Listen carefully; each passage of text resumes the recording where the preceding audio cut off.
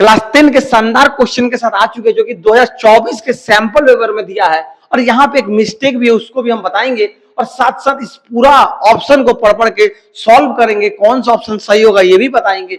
Total A to Z information इससे हम लोग दो नंबर वाला ये क्वेश्चन है, मैंने सेकंड नंबर पे ये क्वेश्चन है, एमसीक्यू का ये पार्ट है।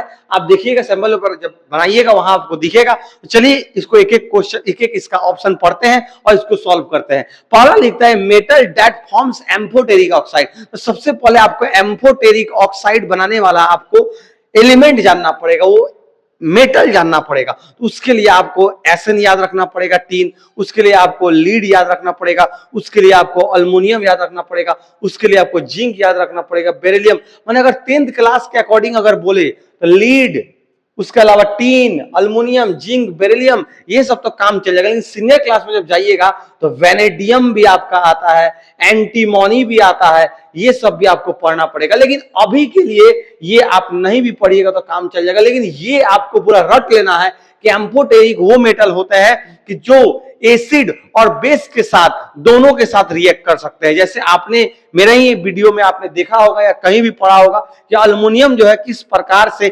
NaOH के साथ रिएक्शन करता है, और वहीं अल्युमिनियम जो है आपका HCl के साथ भी रिएक्शन करता है।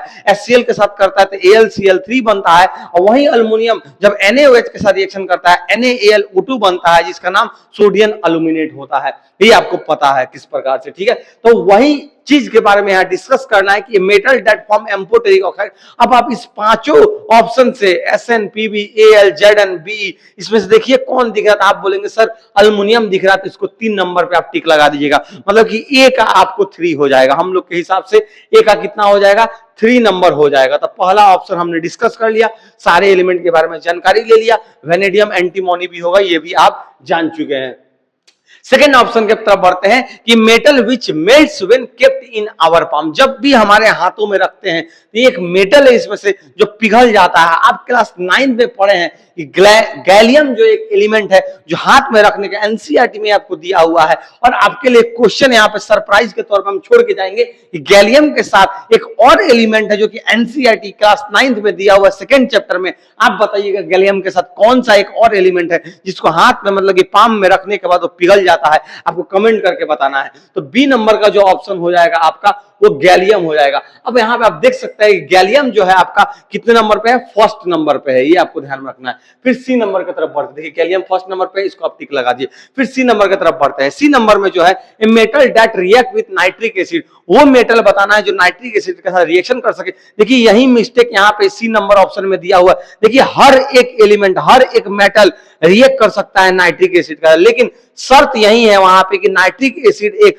खतरनाक ऑक्सीडाइजिंग एजेंट है जो कि जब रिएक्ट करता है तो सॉल्ट तो बनाता ही है, सॉल्ट के साथ साथ आपका जो भी नाइट्रोजन वहां पे आएगा उसको नाइट्रेट के फॉर्म में बदल देगा। मतलब कि नाइट्रिक ऑक्साइड जो है NO2 में भी फॉर्म हो जाता है और साथ साथ यहाँ पे आपका वाटर बन जाएगा। मतलब कि मेटल का एसिड के साथ रिएक्शन कराने पे जल्दी से यहाँ पे सॉल्ट और हाइड्रोजन गैस नहीं बनने वाला है नाइट्रिक एसिड के केस में। लेकिन 2 केस ऐसा है जो कि Mn और आप Mg के बारे में बोल सकते हैं, जहां पे नाइट्रिक एसिड के साथ रिएक्शन कराएंगे तो सॉल्ट और आपका हाइड्रोजन गैस बन जाएगा, ये आप जानते हैं। तो यहां पे पूछता है metal that react with nitric acid, तो ये तो गलत है सरासर, क्योंकि अल्युमिनियम भी रिएक्ट कर जाएगा, क्योंकि उसके अलावा अगर आप देखते हैं तो Mn भी रिएक्ट कर जाएगा। लेकिन आपको यहाँ पे समझना है, इसको क्वेश्चन बताने का मतलब ये है कि नाइट्रिक एसिड से कौन सा मेटल रिएक्ट करके हाइड्रोजन गैस बना सके, ये यहाँ पे पूछना चाहता है। तो यहाँ पे आप Mn पे टिक लगाइए, क्योंकि Mn और Mg ही ऐसा है जो HNO3 के साथ रिएक्शन करके सॉल्ट और हाइड्रोजन गैस बनाता है।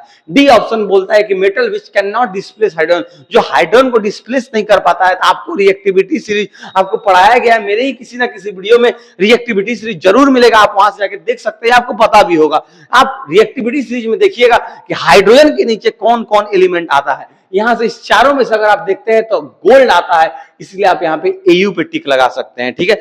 आपको पूरा रिएक्टिविटी सीरीज याद कर लेना है, क्योंकि 10th क्लास में बहुत सारा रिएक्शन है जहां पर रिएक्टिविटी सीरीज, जितने भी डिस्प्लेसमेंट रिएक्शन रिएक्टिविटी सीरीज का यूज किया गया है, और आपको ये जरूर आगे भी काम आएगा, ये आपको ध्यान में रखना है, ठीक है। तो फिर मिलते हैं नेक्स्ट एक शानदार वीडियो के साथ। ऐसे ही प्रकार का सैंपल पेपर का कुछ और भी क्वेश्चन हम लाएंगे आपके लिए। आप इसी चैनल में बरकरार रखिए, अपने फ्रेंड्स के साथ ये सब शेयर किया कीजिए, उनको भी बेनिफिट हो, आपको भी बेनिफिट हो। और ये पूरा वीडियो लाइन से लाइन देखिए, कहाँ पे मिस्टेक हुआ है उसको भी समझिए, क्या क्या ऑप्शन दिया गया, किस ऑप्शन का क्या आंसर होगा इसको भी समझिए। चलिए फिर मिलते हैं नेक्स्ट वीडियो के साथ, तब तक के लिए धन्यवाद।